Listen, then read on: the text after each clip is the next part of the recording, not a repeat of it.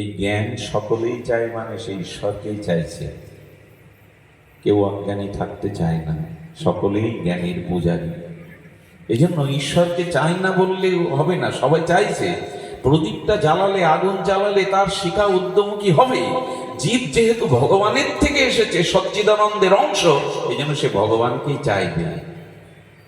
মুখে স্বীকার না করলে কি হবে? নাস্তিক্যবাদের মধ্যে যদি পড়ে যায়, তবু সকলে এই চেতনকে চাইছে, চিৎকে চাইছে, জ্ঞানকে চাইছে। চেতন মানে প্রকাশ, সেই প্রকাশ আমরা সকলেই চাইছি। চিৎ না হলে কিন্তু আনন্দও পাওয়া যাবে না। দেখবেন একটি একটি কিশোর ছেলে মারা গেলে তাকে মেডিসিন দিয়ে কাচের ঘরে যদি 500 বছরের সুরক্ষিত রাখেন, সে যুবক হবে তো? হবে কি?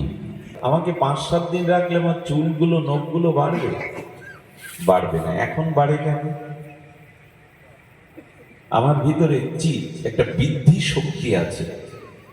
কোনো কিশোর মারা গেলে তাকে 500 বছর দিয়ে রেখে দিলেও সে যুবক কখনো হবে না। আমরা কিন্তু হয়েছি, কারণ চিৎ, চেতন, প্রকাশ আমার মধ্যে ছিল। এবং চিৎটা বোঝানোর জন্য বলা হয়েছে, চোখ এখন দেখছে কিন্তু মৃত ব্যক্তির চোখ দেখে না, কারণ চিৎ প্রকাশটা তার মধ্যে, চুল নখগুলো বাড়ে না। আচ্ছা, এখন ধূপের একটা অগ্নিকণা আপনার গায়ে পড়লে একটু জ্বালা করবে না? অনুভব হবে না? কিন্তু মৃত্যুর পরে চিতায় যখন পোড়াবেন, তখন ওই জ্বালা অনুভব হবে তো? তা কেন হবে না?